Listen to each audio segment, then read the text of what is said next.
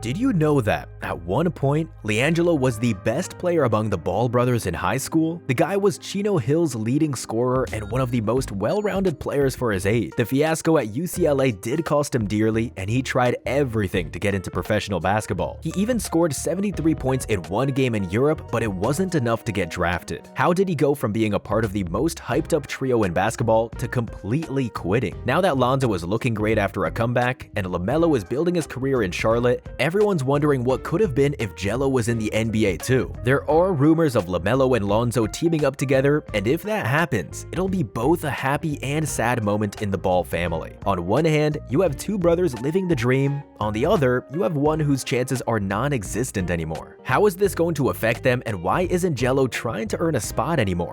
That's exactly what we're talking about in today's video. Hello basketball fans, and welcome to Hoop Vision. Before we dive in, make sure to hit that subscribe button if you haven't already. Takes only a second, costs nothing, and will give you access to more basketball stories. There's no way you've been watching the NBA for years without seeing LeVar Ball going toe-to-toe with other NBA analysts saying his kids will break the league and dominate. He was always too loud with the hype, but he managed to get two of his sons into the NBA. The third seems to be mission impossible. In high school, Gelo was a really good player, but somewhere along the line, he got lost. Maybe it was his father. Most people actually blame LeVar for being too controlling over his kids. It's one thing to support and guide them, but at one moment, it seemed like LeVar was micromanaging them to the point of having total control of their lives. Maybe that's why Gelo resorted to doing stupid things in college, even though that's not a valid excuse. But what was the real reason for his downfall? Despite being so good in high school, Gelo was never considered a top prospect. According to the scouting reports, that was the case because he lacked attributes that would allow him to translate his game into the NBA later on. When scouts are looking at high school players, they're not looking at what players are at that exact moment, but what they could become if developed properly. 30 points per game in high school means nothing if you'll struggle to score 5 in the NBA, and according to them, Gelo lacked the athleticism and other aspects needed to make it as a pro. Sure, they are wrong sometimes, but those situations are the exceptions. The NBA wouldn't be where it is if its people didn't know their job, and they're the best on the planet at it. Just take a look at Lonzo. LeVar did hype him up, but no amount of hype talk would be enough to fool the analysts. Besides the jump shot, Lonzo had the potential to become elite, and teams knew that. He even managed to turn that ugly jumper into a completely nice and effective shot, which took a lot of work.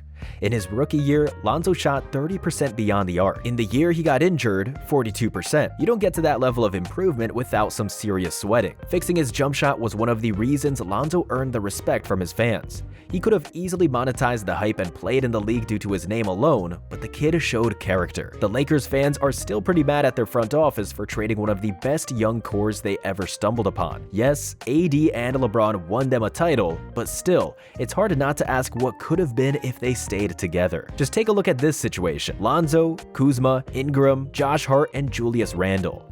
Sure, no one can argue against that 2020 championship, but what if this roster had potential for more than just one? In theory, yes. In reality, probably not. They'd need some solid depth around them. And once these guys entered their prime, they'd request to get paid, which would be a problem under the new CBA rules. Sure, everybody wants to win, but no one wants to sacrifice the bag. Given the fact Lonzo experienced the biggest leap in New Orleans, that Lakers trade might have been a blessing in disguise. The Pelicans included him in a sign-and-trade deal with the Bulls, where he was able to cash in $85 million over 4 years.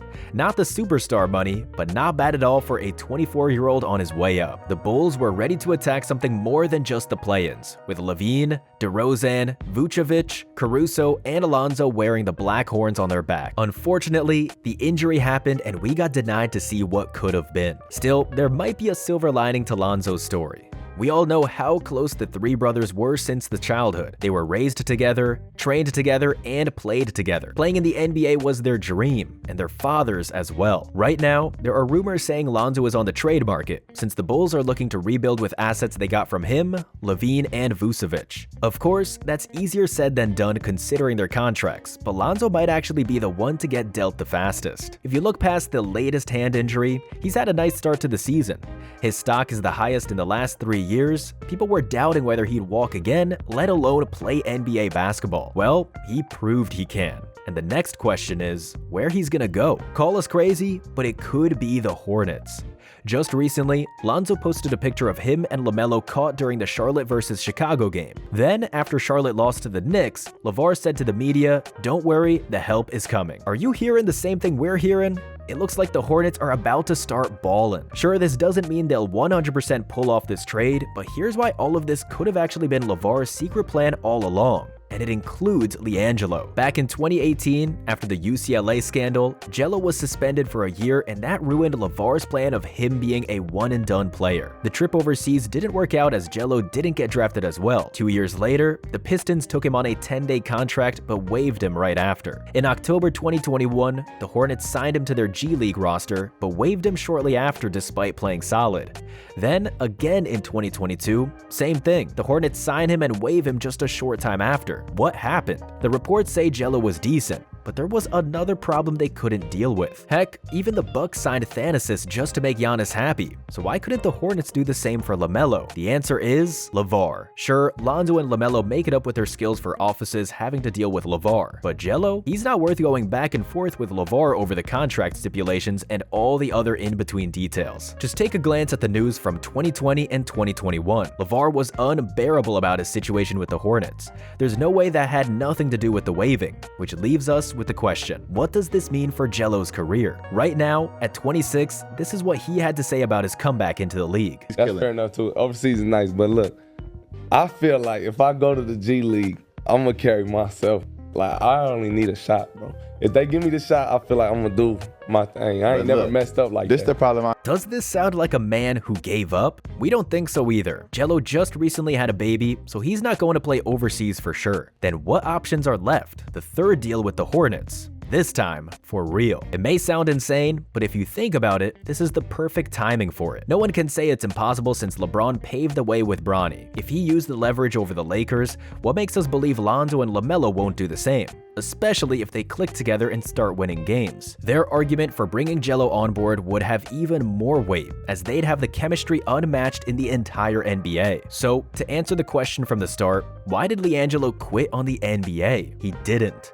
He's just waiting for the perfect set of circumstances to align so he can swoop right in. The traditional ways of entering the league are probably not an option anymore, simply because of his age. But if the trade for Lonzo happens, we could see Gelo put on the Hornets jersey for the third time. We can't guarantee how he'll play, but we know both games and LeVar media moments are going to be entertaining as hell. That's it for today, Hoop Fam. We hope you've enjoyed this video. Let us know in the comments if you think Gelo deserves one more shot or not. Thank you for watching and growing this channel. Make sure you don't miss out on more NBA stories by hitting that subscribe button. See ya in the next one.